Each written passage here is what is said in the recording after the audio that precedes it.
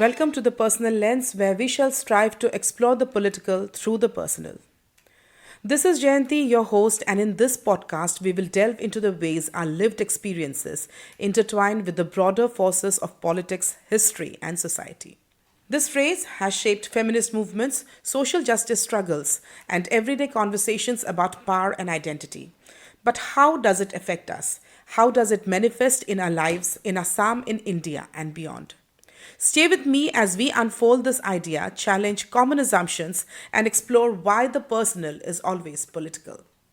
This idea challenges us to see our daily lives, our work, our homes, our relationships not as separate from politics, but as deeply interconnected with power, privilege, and systems of control. The personal is political, a phrase that has echoed through generations of activism, scholarship, and storytelling. But what does it truly mean? And how does it shape our lives where identity, history, and politics are deeply interconnected? So, when people say, "Why do you bring politics into everything?" the answer is simple. It didn't need any bringing. Politics is always there, it always has been. Because the truth is, our everyday lives are shaped by power, privilege, and systems of control. In this maiden episode, we lay the groundwork. We explore how personal narratives reveal the hidden veins of political structures, how individual struggles connect to systemic injustices, and why understanding these intersections matter. By the end of this episode, I hope to leave you with not clarity, but curiosity, a desire to look at your own experiences through a new lens, the personal lens. Now, the phrase "the personal is political" emerged from the second wave feminist movement of the 1960s and 70s.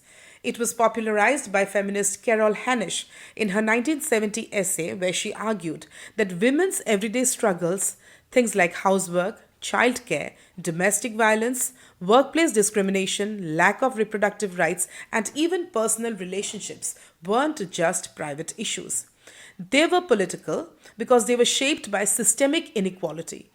It was a response to the idea that personal struggles were just individual problems rather than systemic issues. But feminists argued that what happens in private spaces, homes, relationships, workplaces, is not separate from politics. Rather, it is a reflection of how power operates in society. Women weren't struggling alone, they were a part of a broader system that undervalued and exploited their labor. This framework helps us see that many things we consider natural or just the way things are actually shaped by social norms, historical legacies, and political decisions. If we accept that, then we also realize that change isn't just about elections or protests, it's about shifting these deeper structures.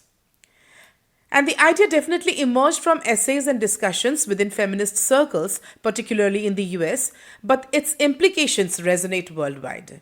In India, we've seen this play out for centuries. Think about the struggles of Dalit women, whose oppression isn't just personal hardships, but about deeply entrenched caste and gender politics. Or consider the resistance movements of Assam when individuals fight for their language, land, and identity. It isn't just a personal battle, but a larger political struggle. So, this idea goes beyond feminism. Queer activists, racial justice movements, and disability rights activists have all used this idea to show how daily life is shaped by larger power dynamics. It was a call to recognize that personal experiences, especially those of marginalized groups, are shaped by larger political structures. At the time, women were often told that issues like housework and childcare, domestic violence, workplace discrimination, school dress codes, which by the way disproportionately target girls, were just personal problems. So, feminists challenged all these, arguing that these weren't isolated problems. They were systemic, meaning they were shaped by political and social structures.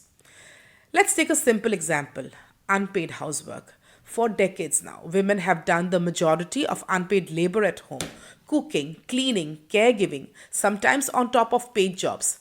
This isn't just a personal arrangement between partners. It's a pattern across societies. It reflects economic policies, workplace norms, and cultural expectations about gender roles. Once we start seeing the world this way, it changes everything. And that brings us to the next part of our discussion. how politics plays out in everyday life. Think about it. A woman struggling for equal pay, that's not just her issue. It's about systemic labor policies. The tea worker in Assam fighting for better wages, that's tied to colonial histories of labor exploitation.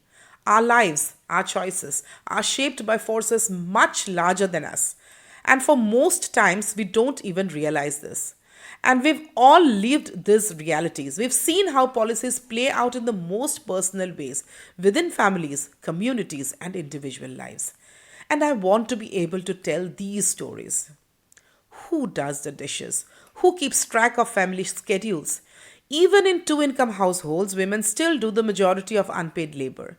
Studies show that even in supposedly progressive relationships, default responsibility often falls on women. And let's not forget this is unpaid labor. If this work were compensated, the global economy would look very different. And now some might say, just talk to your partner about sharing the load. But here's the thing, this isn't about individual choices, it's about systems. Why do companies assume employees are available 24/7? Because they also assume that someone else, which is usually a woman, is handling the home front. Why is childcare so expensive and underfunded? Because historically it was assumed that women would stay at home and do it for free. So, yes, talk to your partner, but also recognize that this is a structural issue. You've probably heard about the gender pay gap. Women on average earn less than men. But this isn't just about salary negotiations. It's about who gets hired, who gets promoted, and who is considered leadership material. And it's not just gender. Race, disability, and sexuality also impact job opportunities and wages. So, what can you expect from the personal lens moving forward? We will try to unravel themes of identity, gender, caste, language, history, and resistance through personal stories, archival materials, poetry, and sometimes maybe even diary entries. We'll talk about how art, literature, and folk traditions preserve histories often erased from mainstream narratives, and how young people today are shaping political conversations in ways that generations before us never imagined. Because recognizing that the personal is political gives us power. It helps us see patterns, question authority, and demand change. Across India, we see movements that embody this principle through protests and movements. People have turned personal grievances into political action. In Assam, student led agitations have historically played a role in shaping state policies, whether it's about language rights or citizenship laws. And let's not forget the role of art, literature, and digital activism. Social media has allowed people to share their personal experiences in ways that spark national conversations. A single tweet, a protest sign, or a viral video can shift narratives and policies. And this is also where you come in. The personal lens isn't just my space, it's ours. If you have stories, questions, or reflections, I want to hear them. Because every personal story has a political thread woven into it, waiting to be unraveled. If this episode made you think, let's keep the conversation going. Let us question norms. Why are things done a certain way? Who benefits? Speak up when you see unfair policies at work or school. Share household labor more equitably. Many social movements like Me Too, Black Lives Matter, and reproductive justice movements started with people recognizing systemic issues and speaking out. Even small actions like boycotting unethical companies or supporting workplace unions can create ripple effects. And here's the thing, resistance doesn't always look like a massive protest.